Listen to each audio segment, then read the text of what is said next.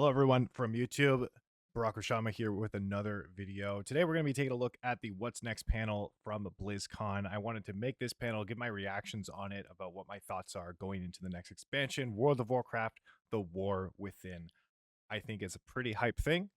We're going to be talking a little bit about the new expansion's systems, the dungeons, the art, right? And kind of what is happening in the next expansion. So if you're looking to watch this kind of full playthrough and experience it for yourself for the first time, this is not the video to watch. We're going to be stopping and starting again and kind of going over some points of communication or my thoughts as the video plays out. So if that's something that you don't want to go to the next video. But if you want to stick around for what my thoughts are on the actual What's Next panel, stay tuned for that. So without further ado, hope you liked the video. Talk to you soon. And designers. So, to kick it all off, here's our first presentation, World of Warcraft, What's Next? Woo! Here we go. Gonna give you guys the BlizzCon experience like you're there. 4 years have passed since the You gotta mortal scream for the races Alliance gathered or for the Horde. together Yeah. in Anaheim, California. I was the And first now, for the drums of BlizzCon thunder once again. Let me hear the thunder! Yeah! Ah. Thank you. Thank you for being here with us today. Hello, everyone, and welcome to the World of Warcraft What's Next panel. My name is Taryn Gregory, and as maybe you may have heard, thank you. As you may have heard from Chris during the opening ceremonies, we are at the dawn of a new era of Warcraft. The World Soul Saga. A story that will play out over the next 3 expansions and will take us on an adventure in World of Warcraft like we've never experienced before. This saga kicks off with The War Within. In this first chapter, our heroes will be called on an expedition to the subterranean depths of Azeroth, revealing a new world full of mystery, wonder, and darkness. There we will confront the shadows below and face new challenges on the battlefield as well as in ourselves. So what In is ourselves. next? All right. During this section, So I'll wholesome. share an overview of the story of the War Within, and then next you'll hear from Maria Hamilton, who will speak to zones and cultures, and then wrapping up with Morgan Day, who will talk about dungeons, the raid, and our new systems. Oh no! Let's dig in. Systems! In our cinematic reveal, did you guys enjoy the cinematic? Don't fuck it up. Whew. Don't put player Big shout power out to the behind cinematic team for the systems. work on I that. swear to It's fucking incredible God. work.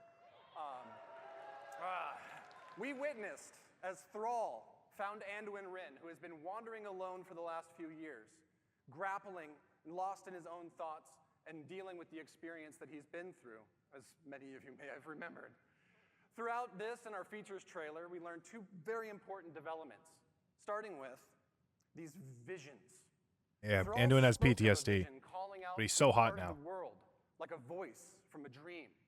This radiant song will compel our heroes to investigate its origins, and while at the same time, a darkness has been gathering. Even as the heroes adventured on the Dragon Isles, and in the War Within, the mysterious harbinger that Iridikron spoke of will reveal themselves. Xal'atath has returned. Her model is actually so cool. Freed Very long cool. ago from the black blade that once bound her, she is now the harbinger of a new era of the Void's dark machinations. And her message is clear. The Black Very Empire Kel'Thas has Sunstrider. fallen. The old gods With Void and a are girl. dead. And their ancient blood runs deep within the cracks of the world. We, the heroes of Azeroth, destroyed them. The forces of the Horde and the Alliance have proven time and again they are among the most powerful armies that have ever stood. The Harbinger has watched this. She is patient. And while the Black Empire failed, Xal'atath now seeks to set in motion the rise of a new dark legacy, one that knows our true strength and will seek to test it against a new threat of terrible power, the Nubians Okay. of Ashkahet. Xalatath has conscripted the Nubians. Wait, that model was really cool on the right side. Right side there. One in which they will rise from their isolation as a mighty kingdom once again. And here in this sprawling city of Ashkahet, we will not find the undead soldiers of the Lich King that we faced before, but instead a new mighty stronghold of the Nubians as they once were. That's really cool. Survivors of the mythic wars that have played out time and again over thousands of years. Like, look at those models. For their loyalty, Xalatath has granted the Nubians the means of a dark evolution. One that will turn the Nubians into a new kind of ferocious and terrifying. Oh, okay. So it's like the touch of void, like the Naga got in the war within. Touched by the void. Now let's talk about who we'll be adventuring with. How do you like the key art? Several of Azeroth's greatest heroes will rise to the call of the Radiant Song, and many will be faced with their own unique challenges. Anduin, having survived his ordeal with domination. Yes, look at the art. Oh, incredible artwork. Anduin will be grappling with his relationship to the holy light that he no longer feels worthy of, while Thrall is seeking a connection to these visions, spreading across the world and working to I love that Thrall is back. While Magni Bronzebeard, and in turn Chris Metzen will confront the heavy weight of that responsibility once and for all. Champion! The wounds champion! Yes! The wounds! But that brings us to, I know you saw this in the features trailer, Alaria Windrunner. Oh, and she's got a new haircut. Alaria's journey will be central to the events of the themes of the War Within, as she, a void hunter, will use all of her prowess to hunt down the Harbinger while being torn between her own nature and the maddening call of the void to which she is attuned. It's really cool. Along the adventure, she will have a unique rivalry with Xalatath, whose twists and turns will come to define the nature of this new conflict. Of course, we'll see many more familiar faces on our journey and meet a host of new and interesting characters along the way that Maria is going to tell you more about in just a moment. But finally, I can't tell if the side of her head is shaved or braided, but it's really cool. Conceived to be... What sword? Yes. Conceived to be an epic worthy of the first 20 years of World of Warcraft, the World Soul Saga aims to redefine the storytelling in our expansion set and strike boldly at the core themes that define Warcraft. The might of heroes, the responsibility of that power, the pursuit of justice. Got to do my best Mets in there. Justice! And the importance of finding common ground as well as ourselves amidst adversity. Up next, may I introduce Maria Hamilton, who will be sharing more about our zones and cultures in the War Within. Okay. Thank you so much. I love that key art with a sword in Silithus, though.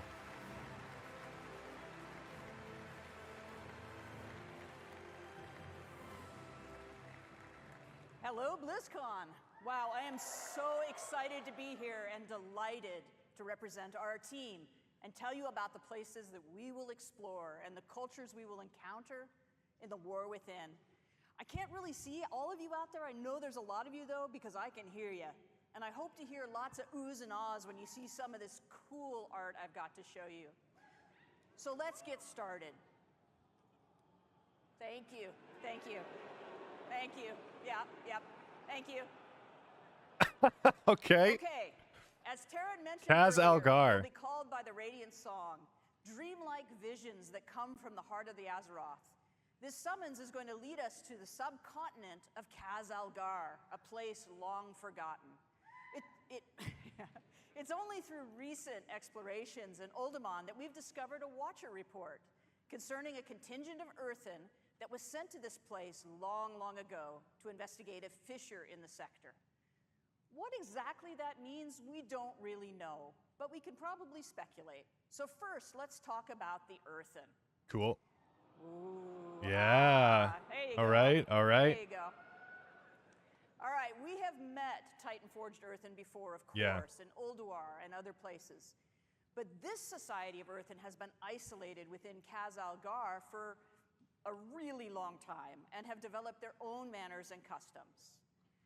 Now, visually, these earthen are a bit larger in stature, and they're noticeably blinged out. They've got gems all over them, bedazzled, blinged out, you know, that kind of thing, right? Bedazzled. But philosophically, they are guided by the edicts of the Titans, a set of codified orders, duties, and expectations that provide instructions for the core functions of their society. You know, Titans, order, all that, right? But the Titans have been absent for eons, and the Earthen are no longer united in their adherence to these edicts.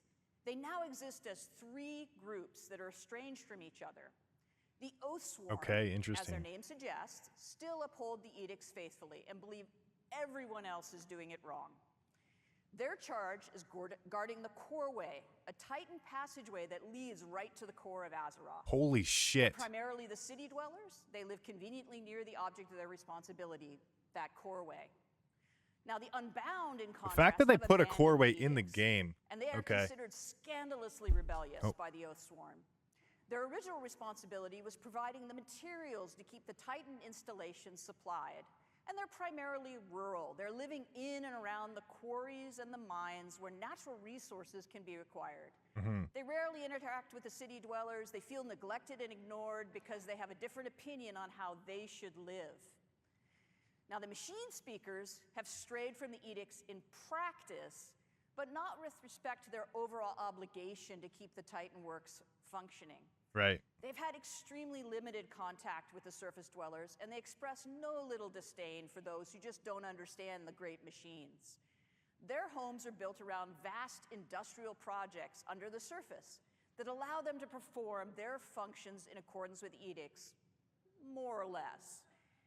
These different perspectives among the Earthen and their variable adherence to the Titan's edicts has weakened the society as originally structured.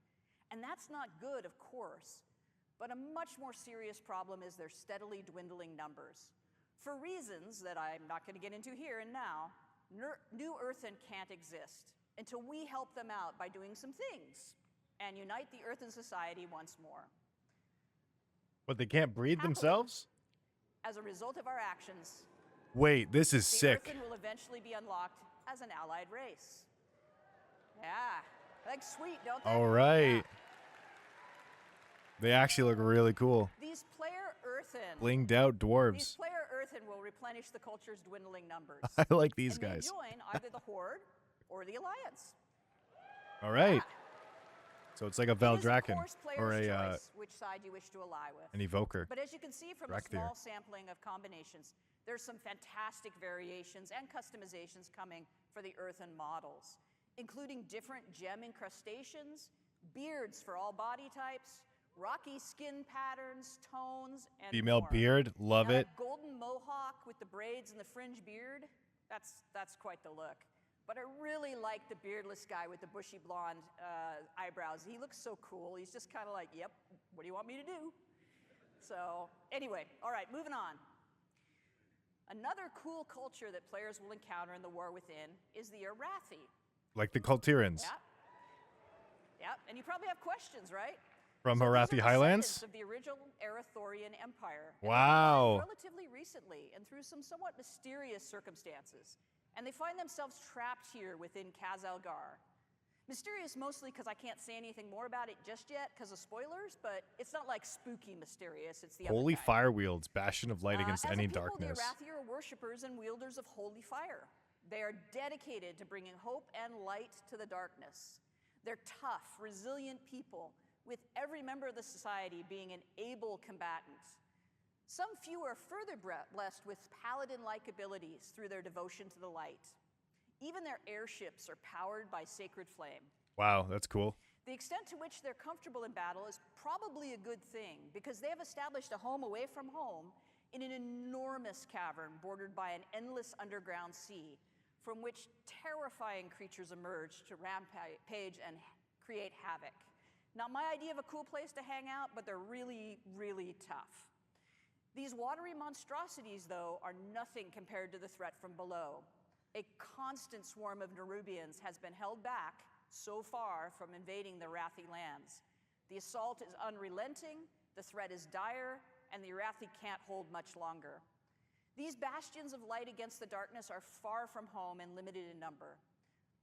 Sure would be terrible if there was also division within the Arathi ranks. Just saying. That would be pretty rough, what with them being so outnumbered. We could probably help them. Okay. All right, speaking Kind of like the Nerubians Scarlet and War Crusade. Within, we'll explore their last kingdom deep within I love the Khazalar. new Nerubian These art. ancient survivors of the Black Empire who rejected their former masters have developed their own culture here in the deep darkness.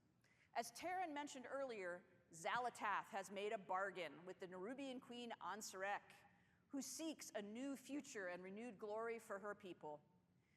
The Nerubians are extremely capable and devious adversaries who have been honing their skills with their constant assault For on the millennia. Arathi. But domination hasn't come fast enough for the Queen's taste, as the Arathi has managed to hold against this onslaught. So this deal with the Harbinger has included some assistance for her troops. Through some dark alchemical process, Xalatath has provided the knowledge required to evolve chosen Nerubians into paragons of their race. So this is exactly like the Night Elves and the Naga. Same deal that Queen Ajara made with frickin' N'Zoth. It's now happening between Xalatath and the Nerubian Queen. Okay, I like that. I like that parallel. These modifications with enthusiasm and eagerly offered her army to achieve the Harbinger's schemes. It appears to be a win-win situation. But not all Nerubians share their sovereign's enthusiasm for change. Xalatath is playing the role of now an old god. So maybe she's technically an old god. Far too many limbs maneuver against the Harbinger's plans in opposition to the Queen's desire. As you might expect, any foray into this Nerubian kingdom introduces us to a variety of citizens, including some forms we've never encountered before. Here's a layout of some of the Nerubian models that are completed and also some that are in progress, as well as scale reference for goblins and humans, so you just get a sense of size. Okay. In addition to the Nerubian citizens, there are also domesticated insects who serve the kingdom as beasts of burden and pets. The team is hard at work building out the full range of carapaces, carapae, I don't know, whichever, skittering legs, grabby arms, piercing spiky bits, and creepy eyes for you to enjoy, Spiky I guess. bits. All right, let's talk about our zones. The Surface of Khazalar is our first zone, called the Isle of Dorn. Reminds me of the earthen surface dwellers, as well as other native species of creatures. The fertile soil and the Twilight flowering Highlands. Plant life and generous waterways provide nourishment for animals in this untouched paradise. An important facet of earthen society is Cinderbrew mead. This volatile substance is manufactured from molten honey produced by enormous fiery bees. Their home groves are a remarkable sight, as the hearts of the trees themselves glow with lava-like fluid. Harvesting is always an exciting time, as the ferocious creatures are understandably protective of their hives. Now, the roosts at Storm Watch are wreathed with lightning and fierce winds. This is These cool. wild elemental rooks may choose to serve a member of the Oathsworn, who, if so blessed, becomes a Storm Rider, one of the guardian warriors of the Earth. Like an infused griffin with storm The Unbound powers. deal with hostile creatures from time to time. This is but so for the cool. most part, the existence is fairly relatively peaceful, fairly sort of peaceful. Their comfortable homes are often situated near the places where they once labored as adherents to the edicts. Those sites are now in disrepair, and in some cases, the lair of other creatures. Of course, the I love the waterfall down from the mountain. City where the Oathsworn live and serve the edicts of the Titans. The city of Dornagal is the location of many important civic buildings, markets, traders, and crafters. And it's here that a traveler will find the expected amenities of a capital city, as well as the Titan Causeway, the defense of which is the Oathsworn's primary charge. Now, beneath the surface of the Isle of Dorn lies our second zone, the Ringing Deeps. Oh, this is cool. As the name suggests, it is here that the Earthen are engaged in their work in accordance with the edicts. In these Machine industrial speakers. areas of this cavernous space are huge, complicated machines, lava-heated foundries and forges, and waterworks, both to cool and to power huge machinery. Yeah. Maintaining these Titan mechanisms and keeping everything running is both the responsibility and the passion of You can see the little Titan orb over there. The Earth has shifted too in places, revealing openings to the sky above to the Isle of Dorn.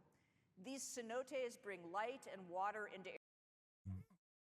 Those are kobolds, man. A little kid kobolds. A kid bolt. Oh, shit. Areas once shrouded in darkness.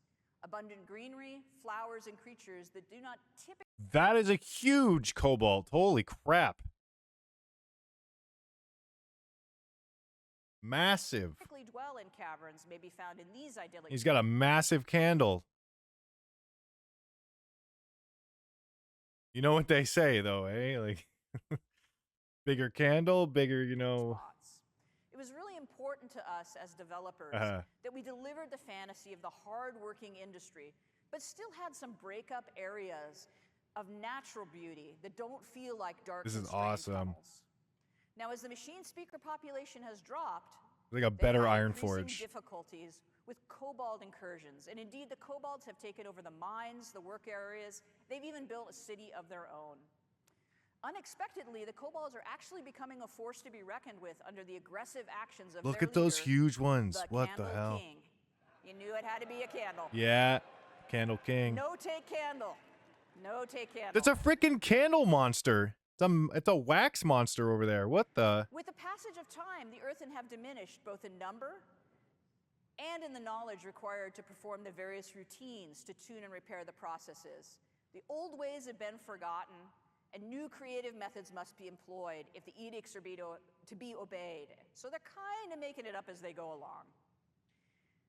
From the ringing deeps, we descend further into Khazalar to reach Hollow This is Fall, so a cool. vast This hollow area giant in the sun earth, crystal. bordered by an endless underground sea. That's going to be a This mount. tenuous foothold under the bright light of an enormous crystal has allowed the Arathi to survive, using their airships to travel to high plateaus and establish docks. This is light so towers, fucking cool. villages, and even a priory. Completely underground. From the capital of This is Merilgar, what I wish Deep Home was like. trapped people strive to keep hope alive and spread the light, while engaged in a near constant battle with the Nubians at their borders. The open spaces, the bright light, and the greenery are intended to feel as though we're on the surface. Yeah. Somehow, rather than in this sort of strange hollow within Azeroth.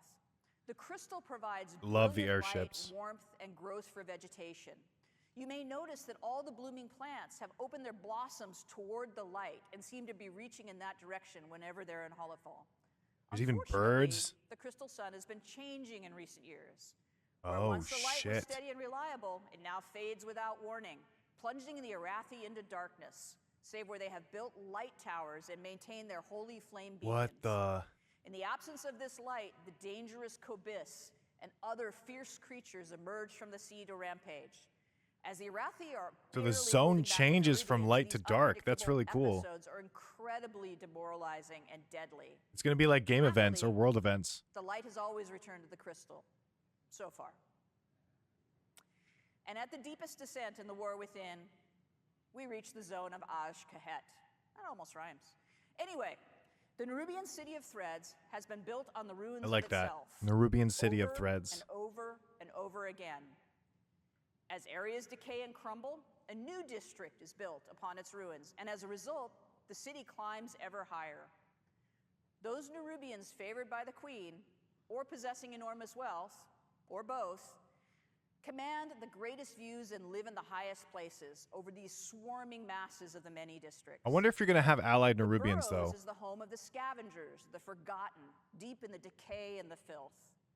The Umbral Bazaar is a trading hub of fine silks, fascinating alchemical discoveries, and other exotic and hard-to-find goods. The Skanes are the home of the lore keepers and scholars who toil to maintain the history of their people and research myths and legends of Azeroth. There are many other districts and less than savory neighborhoods, both well-known and secret, that the careful adventurer could discover, should they risk life and limb to do so. But the key to such exploration is fitting in among the Nubians and being accepted, an enterprise best accomplished through skill in the use of pheromones and considerable You bravery. do make allies. Okay. The zone of Kahet Well, you pretend to features be allies. Areas of spectacular dark beauty that are inhabited by these creatures that have found a way to live among the Nubians without being deemed a threat, found to be particularly tasty to consume, or just too much fun to torment.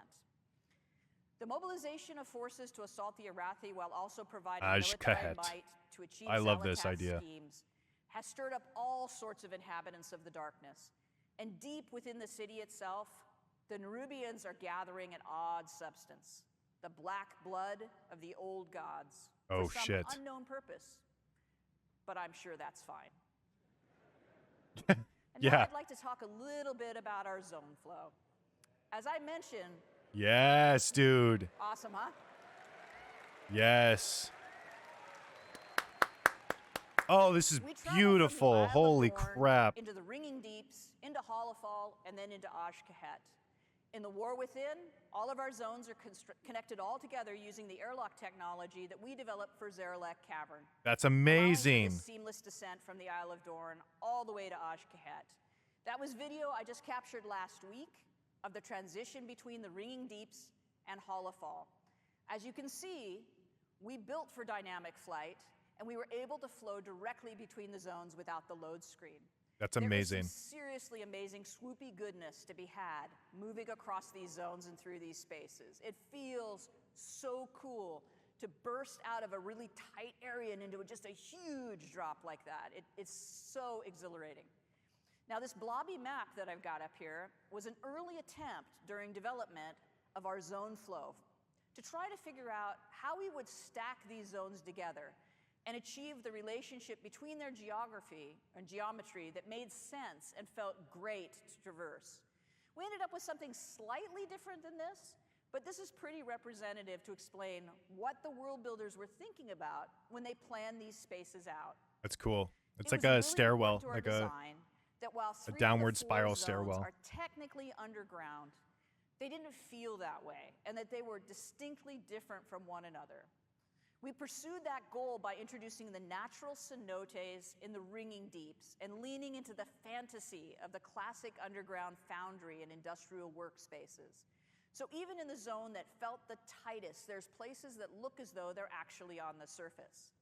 And within Hollowfall, we created a massive hollow space in a cavern so vast it feels like an exterior, with a huge artificial sun in the form of a gigantic crystal. Yeah, definitely And in the coolest Aj Kahet, zone. we leaned hard into traditional Nubian architecture with hanging nests and huge palaces built all over a decaying city that just falls away into the depths. I have a feeling that Aj Kahet is actually going to be a miserable time to fly around because of all of the architecture. And that is the last bit of eye candy I have for you today. Well, hopefully they I did hope a you good job enjoyed at this it. peek at what we've got in development.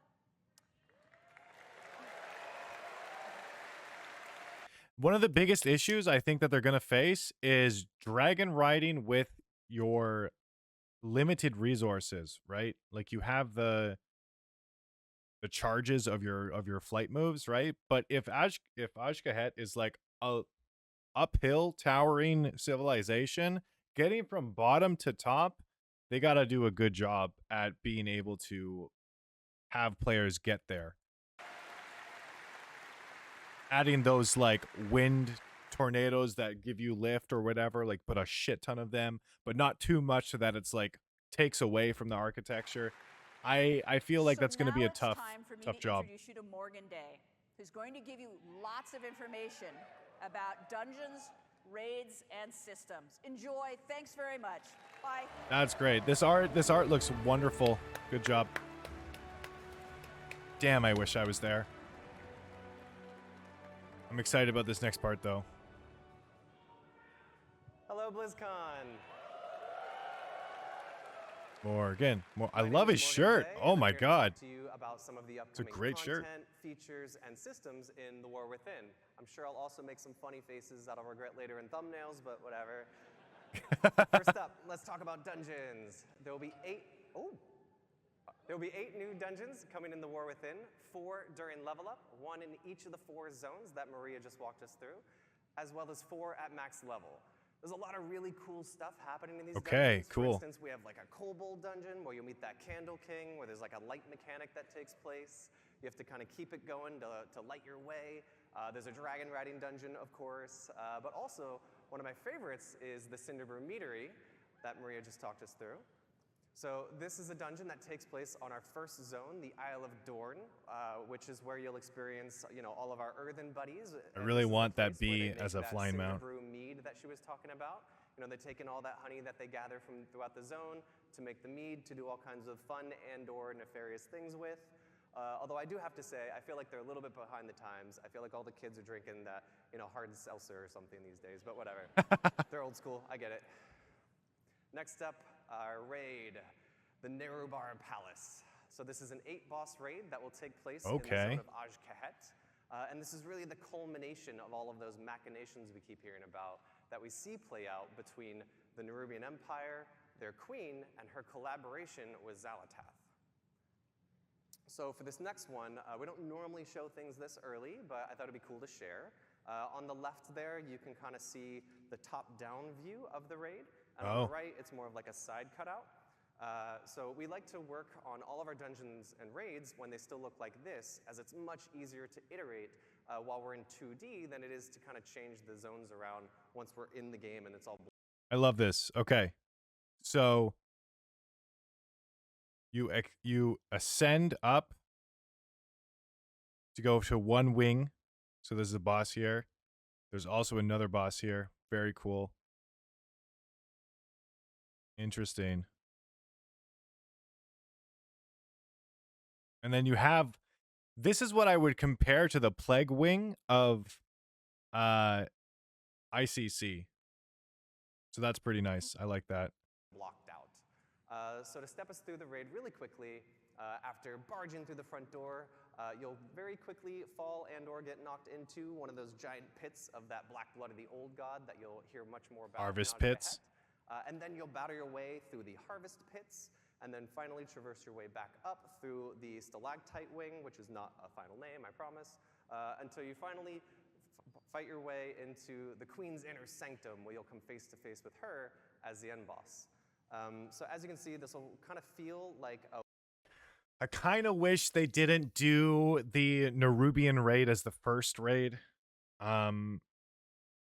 Just because like the Nerubians are such like a core historical like race on Azeroth, especially because this expansion is dealing a lot with like the internal war between the World Soul and the potential Void threat. I think getting rid of the Nerubian threat early on might have been a narrative mistake. That's my opinion. I don't know. Tell me what you guys think in the comment section, but I think getting rid of them too early is a bad idea. A winged raid in terms of the vibes, but in terms of the player experience, it'll actually be quite a bit more linear than what you might be used to for a raid with some winged vibes. So something that I also think is fun to talk about really quick is with all of our dungeons and raids, we like to try to explore like what is the thing that's going to make this space feel really unique, that's going to make it stand out from all the other times that we've built these dungeons and raids. And with this space, we really thought that, given that we have the Nerubian to play with, they've got all these amazing like webs and silken threads that you can kind of traverse the zone through. We thought it'd be really fun to explore verticality as a major element of this raid. Yeah, absolutely. So I think I like that really idea fun to too. see what the team comes up with for that. Next up, let's talk about systems. I'm weary. So I want to walk you through some of our features and systems. I'm very on a suspicious. Really high level, but first, I want to talk about some of the philosophies that are really guiding us to add these into the War Within.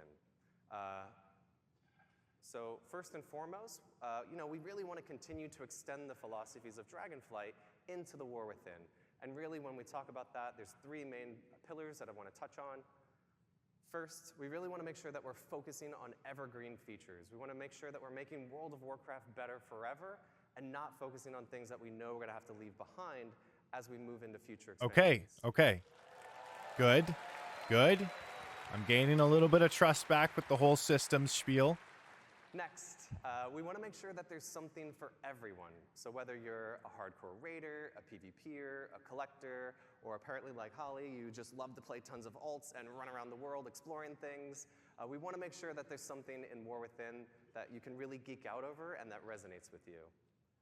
And finally, we want to make sure that we're continuing to build on our philosophy and build on our systems and content with people who play Continued multiple focus on characters in mind. respecting We wanna make players' sure- time. Yeah. All right. Okay. Say it.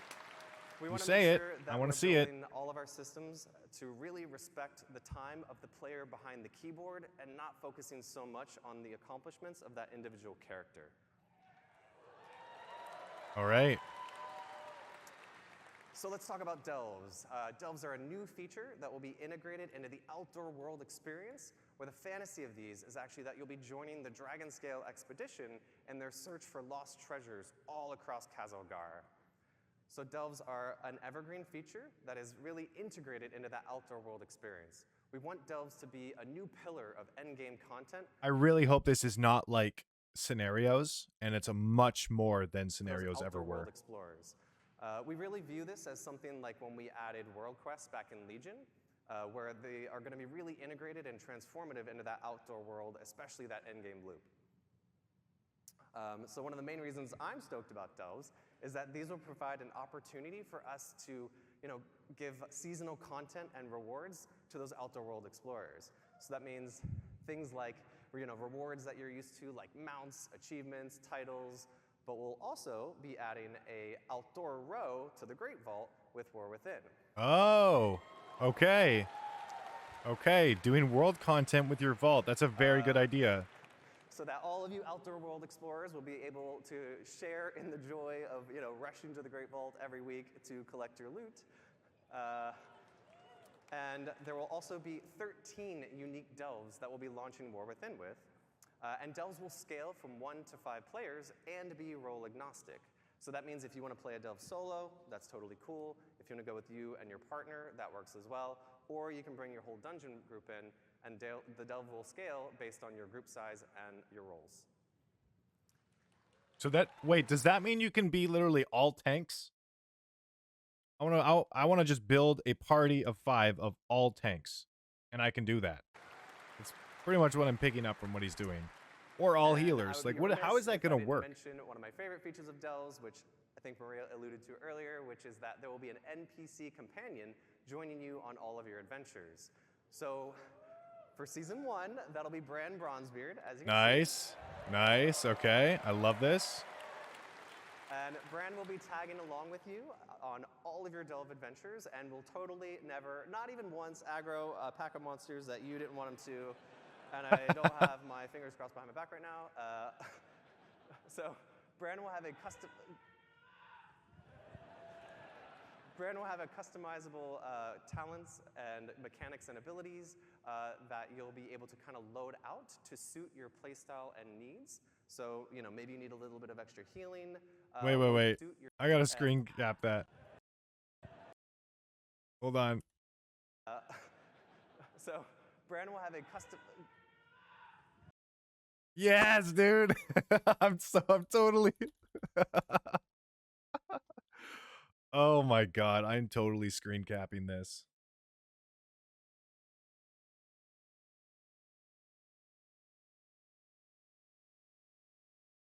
Amazing. Save that for later.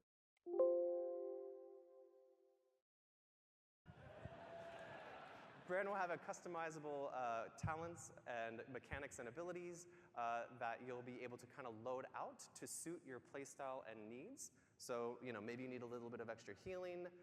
Well, you can load Bran out to provide that for you. Cool. Bran can actually heal. You wouldn't be exploring with the Dragon Scale expedition if at the end of every delve there wasn't this massive treasure trove that we need Bran to open for us, which hopefully brought a couple of keys to open some of the chests in there. But before Bran can open that that vault for you, you'll need to maybe defeat a boss, maybe you'll solve a couple puzzles, something like that, and then Bran will be able to open that vault door for you.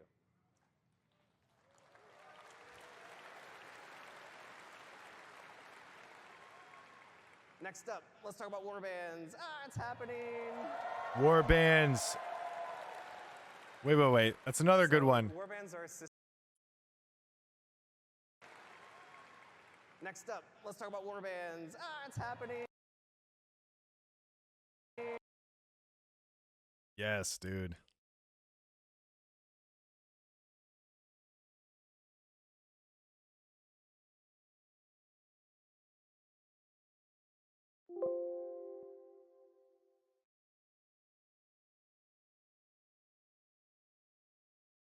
He gave me the idea. I have to roll with it.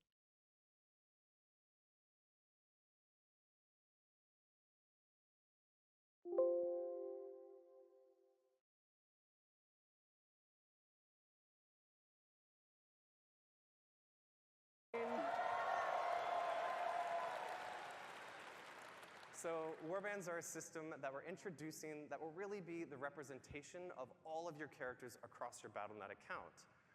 That's Warbands crazy. are an opportunity for us to create a platform where you can share your achievements, resources, and all that other good stuff across all of those characters. So the goal of this system is really to be that representation of the philosophy shift that I mentioned earlier about really respecting the time of the player behind the keyboards and not those individual characters. There's actually a ton of additions and modifications. We've talked about a few here. There's no like singular UI screen that says Warbands. It's more of like all these modifications and updates and features are like kind of wearing a big coat that says Warbands on the back of it. It's how I kind of keep it straight in my head. But just to talk about a couple of those cool features, we'll actually be revisiting the transmog rules of how you acquire those appearances in the War Within. So for all of you who have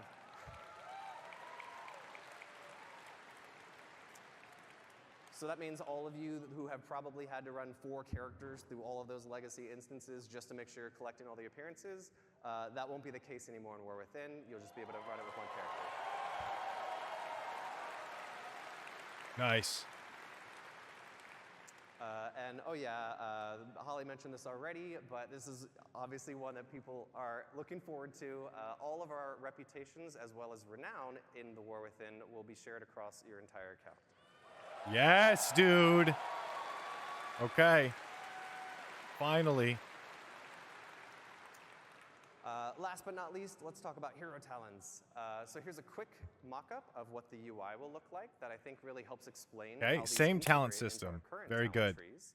But really quick, let's take a look at how this will work. So there will be 3 new hero talent trees per class, and 2 will be available per specialization that you can freely choose and swap between. Okay. And also, this is another evergreen feature. This is a system that we think is going to provide a new vector of choice and customization for you and all of your classes, as well as create opportunities for us to really dig into some of those core class fantasies. So they're doing this so that they don't have to create new classes going forward. I think that's a fantastic idea. That are, so amazing. Or they just have to create less classes.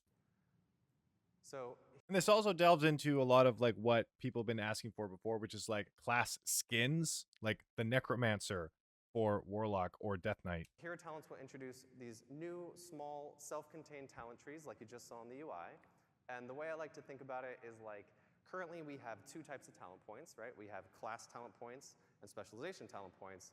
And now in the War Within, there'll be a 3rd type called hero talent points. So let's look at a quick example, which hopefully explains it a little bit more. This is a warrior, as you can see. These are the 3 hero talent trees that they'll have available: Mountain Thane, Colossus, and Slayer. Okay. And as you can see in the top left, we have Protection, who will be... Oh, okay. So Protection can go to Colossus or Mountain Thane. Arms can go to Colossus or Slayer. Able to Fury choose can... between Mountain Thane and Colossus. Okay. Up on the right, you see Fury. Yep, that's right. Mountain Thane and Slayer are their options. And down at the bottom, Colossus and Slayer are their options. So this is how the majority of our classes are going to look in the War Within. The exception, of course, being Druids and Demon Hunters, who are a bit special, so theirs will look a little different. So let's take a look at how you'll unlock the system, as well as how it'll feel playing through as you're leveling through the War Within. Okay. So the system will automatically unlock at level 71, and it'll just kind of appear in your UI. You'll earn 1 talent point per level as you level from 71 to 80. Okay, so you get 10 extra talent 10 points. talent points in total, with several choice nodes along the way. So I like to think of this as being similar to like the Legion artifact, where as you were leveling and progressing, you were making some choices along the way, but ultimately you're going to unlock the whole tree. Yeah. And also, I want to be very clear here. These are extremely low friction to swap between those choice nodes, as well as to swap between the different hero talent trees. That's good. Okay, very fucking good. Very good.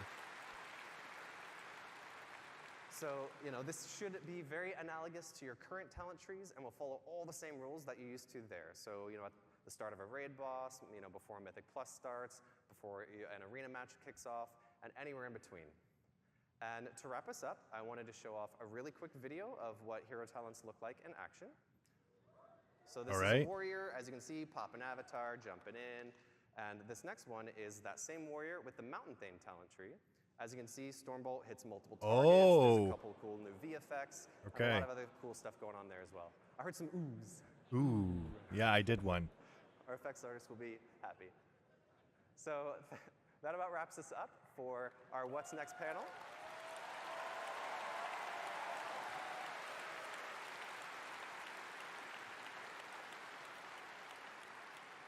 We hope you really liked what you saw here, and if you'd like to know more, please join us tomorrow at the Deep Dive panel at noon, where Ian will walk you through some of what you saw today in more detail.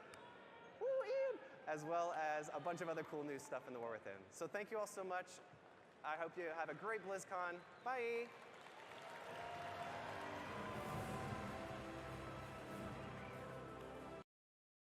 Okay.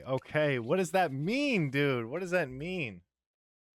Speculations, because they did mention in the opening cinematic, they mentioned something called Farseer as one of the hero talents. This is pretty big vibes. Now, it's impossible to speculate really accurately what Farseer is going to be for the Shaman, but I suspect that it may have some inclining for support type abilities. So we'll see how that plays out. But let me know what you guys think of the What's Next panel. Ask your questions down in the comment section. Subscribe for more content. And until next time, keep calm and mail Shaman. Bye-bye.